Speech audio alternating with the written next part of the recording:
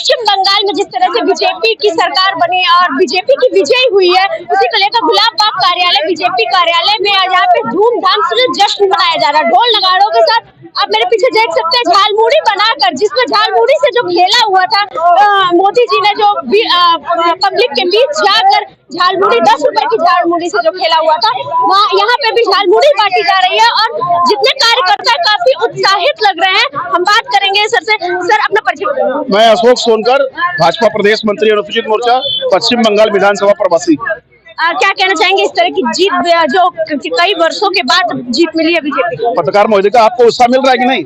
बिल्कुल। देश की आजादी के बाद इस तरीके से वोटिंग हुआ पश्चिम बंगाल में, देश की आजादी के बाद आज तक कभी ऐसा वोटिंग नहीं हुआ था।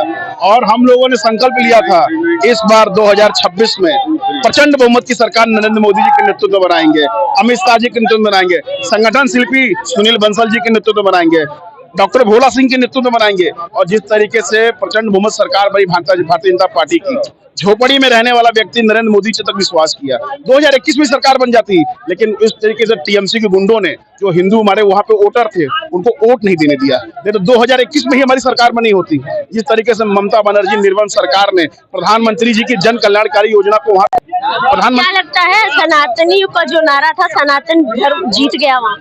नहीं, ममता बनर्जी तो सीधे सीधे जय श्री राम बोलने पर रोक लगाया था। मैं तो खुद वहां रहता था, वो बेचारे जो दलित समुदाय के व्यक्ति रहते थे, हिंदू रहते थे, उनको जय श्री राम बोलने देता था, बांग्लादेश वहां पे मस्जिद बना देता था, कोई उत्साह नहीं था। लेकिन ये 2026 के चुनाव में जिस तरीके से दिन रात कड़ी परिश्रम किया गया, आज उसी का परिणाम है कि आज देखिए प्रचंड बहुमत की सरकार नरेंद्र मोदी जी के नेतृत्व में बनकर दिखाई दे रही है।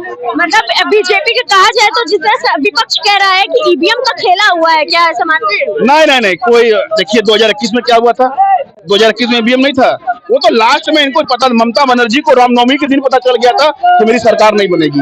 2026 में पहली बार रामनवमी इतना उत्साह के साथ मनाया गया था और 2 महीना तक पैरामेडिकल वहां रहेगी। ये जनता तक हम लोग जाके बताने का काम किया है। आपको किसी से डरने की जरूरत नहीं है, किसी माई के लाल में दम नहीं है। प्रचंड जो इस बार जीत हुई है पश्चिम बंगाल में, उस जीत को किस तरह से देखते हैं? क्या योगी आदित्यनाथ जी का बहुत बड़ा भूमिका था? पश्चिम बंगाल की जो जीत हुई है, निश्चित रूप से मोदी जी और योगी जी के प्रति जो विश्वास जनता का वहां का जागा है, और वहां के गुंडों से एकदम आतंकित हो गए लोग जब यहाँ सीआरपीएफ लगी है।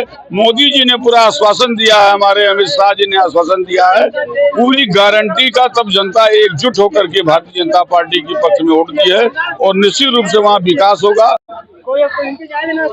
इसी झालमुड़ी से पश्चिम बंगाल में खेला हुआ है क्या? ये झालमुड़ी जो है बहुत ही स्वादिष्ट है।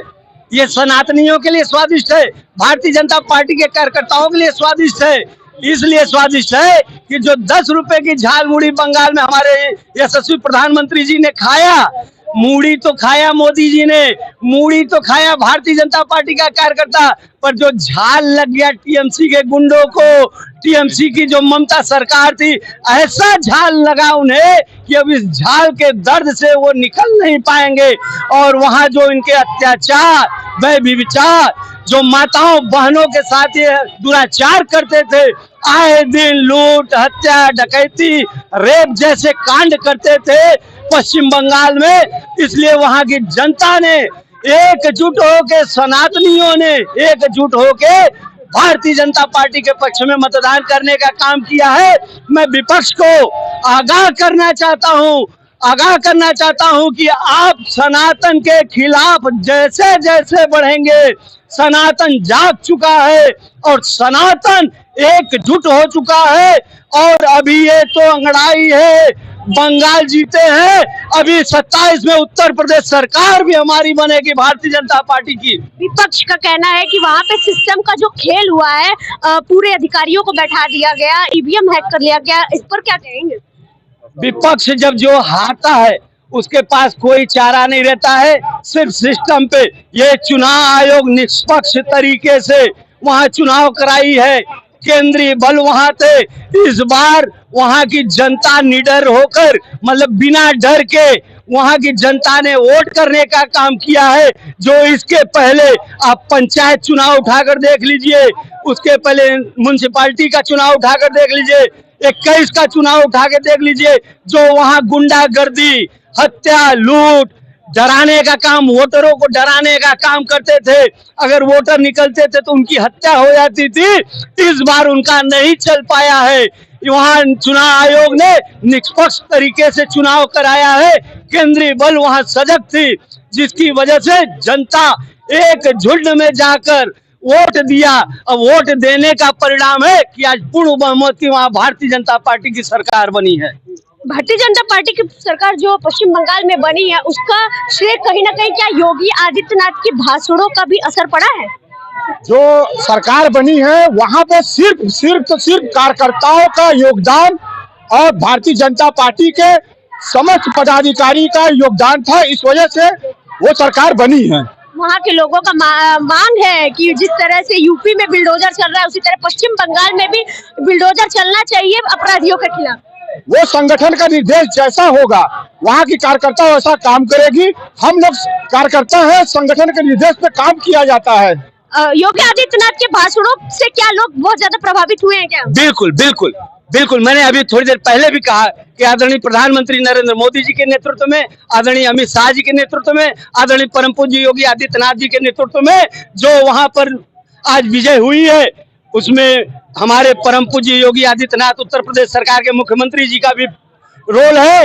और बंगाल की जनता इसलिए मांग कर रही है कि बुलडोजर यहाँ भी चलना चाहिए, तो ये जरूर चलना चाहिए। अपराधियों के खिलाफ, गुंडों के खिलाफ, जो बहन बेटियों के साथ इज्जत लूटते हैं उनके खिलाफ, अत्याचार के खिलाफ बिल्कुल बंगाल में भी बुलडोजर चलना चाहिए। और वहां जो भी भारतीय जनता पार्टी का मुख्यमंत्री बनेगा, संगठन जो हमारा केंद्र संगठन है जिसको भी बनाएगा, मुझे आशा है, पूर्ण विश्वास है कि वो सनातन को बचाने के लिए, गुंडों माफियों से बचाने के लिए, जो वहाँ के टीएमसी के गुंडे हैं, माफिया हैं, चाहे वो किसी भी हो, और उनसे बचाने के लिए वहाँ भी बुलडोजर चलने का काम होगा। मुझे पूर्ण विश्वास है कि वहाँ भी बुलडोजर चलेगा। तो जिस तरह से कार्यकर्ताओं में उत्साह देखने को मिल रहा है, पश्चिम बंगाल प्रदेश में बिल्डोजर चल रहा है, उसी तरह टीएमसी कहा जाए तो पश्चिम बंगाल में भी बिल्डोजर चलने का कार्य करेगा और जो माफिया गुंडे हैं उनको जड़ से खत्म किया जाएगा। वाराणसी से नेहा द्विवेदी की रिपोर्ट।